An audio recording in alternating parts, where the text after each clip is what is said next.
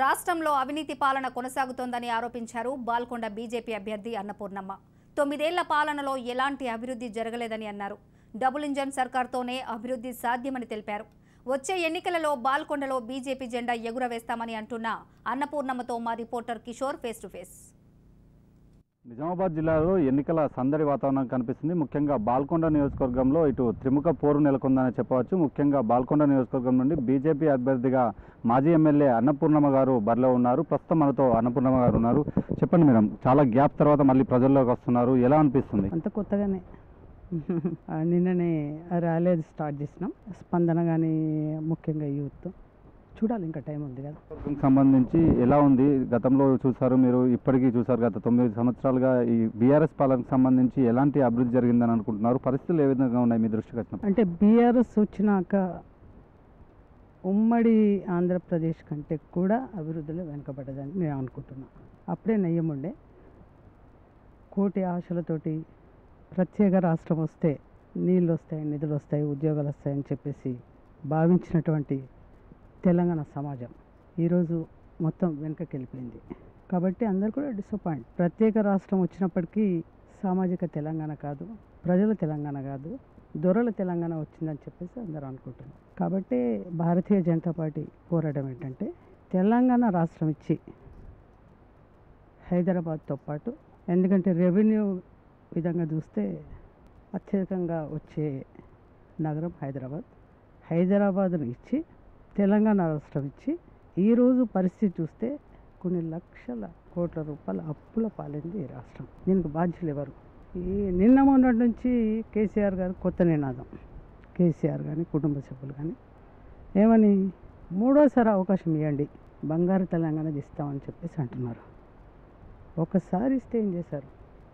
మీ ఇంటికి ఉద్యోగాలు. రెండవసారి ఇస్తే ఏం చేశారు? మిషన్ భగీరథ అని చెప్పి అవినీతిమయం. ఉద్యోగాల విషయానికి వస్తే ఎక్కడండి యూత్కు ఇప్పటి వరకు ఒక్కసారి కూడా ఒక డిఎస్సి పెట్టలే. మామూలుగా డిఎస్సి మాకు ఉద్యోగాలు వస్తాయని చెప్పేసి యువత ఆశపడి కాంగ్రెస్ ఆలస్యం చేస్తే, తెలంగాణ రాష్ట్రం ఇవ్వడానికి ఆలస్యం చేసినప్పుడు 1200 మంది అమరులయ్యారు. ఎందుకు ఆలస్యం చేస్తున్నారు? కాంగ్రెస్ అధికారంలో ఉంది, మాకు తెలంగాణ రాష్ట్రం వస్తుందో రాదో అని చెప్పేసి భయపడి ఆత్మహత్య చేసుకున్నారు. ఆ రోజు సుష్మా స్వరాజ్ గారు మాట్లాడారు, నేను మీ చిన్నమ్మని మాట్లాడుతున్నా, ఎవరు కూడా ఆత్మహత్య చేసుకోకండి, మీరు ఆత్మహత్య చేసుకున్నాక తెలంగాణ రాష్ట్రం ఇస్తే లాభమే లేదు, రాష్ట్రాన్ని సాధిస్తాం, ఖచ్చితంగా మీకు అన్ని ఉద్యోగాలు అన్నీ కూడా మీ భవిష్యత్తును చూసుకుంటామని చెప్పేసి ఆ రోజు ఆవిడ మాట్లాడారు. అది బీజేపీ.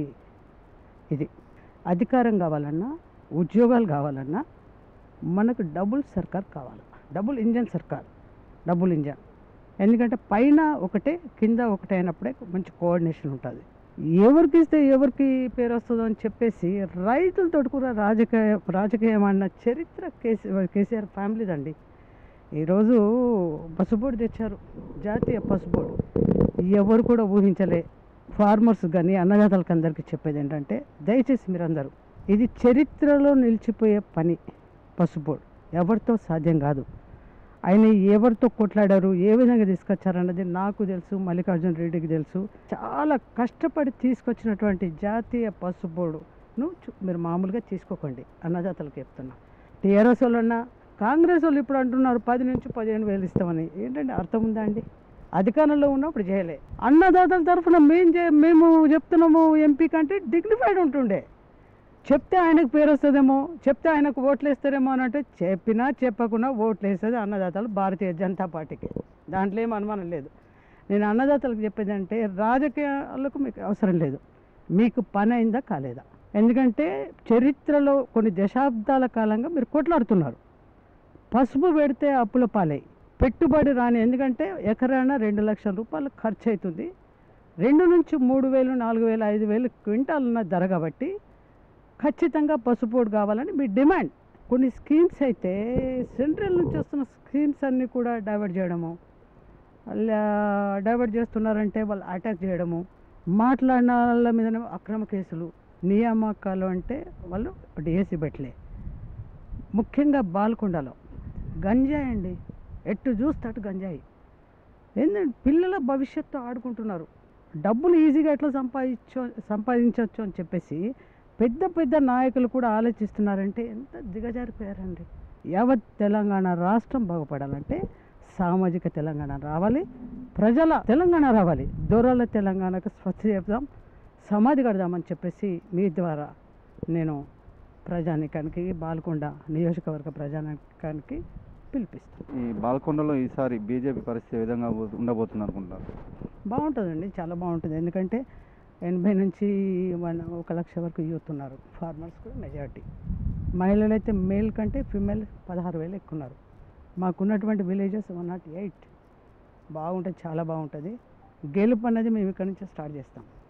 అధికారం ఖచ్చితంగా రాబోతుంది, ఖచ్చితంగా భారతీయ జనతా పార్టీ. మొత్తానికి ఇటు బాల్కొండ నుంచే విజయాన్ని బీజేపీ గెలుపు ప్రారంభమవుతుంది. రాష్ట్రంలో కూడా అధికారం సాధిస్తాం, అలాగే డబుల్ ఇంజిన్ సర్కార్తోనే అభివృద్ధి సాధ్యమని అటు అన్నపూర్ణమ్మ చెబుతున్నారు. కెమెరా పర్సన్ చైతన్యతో కిషోర్, రాజ్ న్యూస్, నిజామాబాద్ నుండి.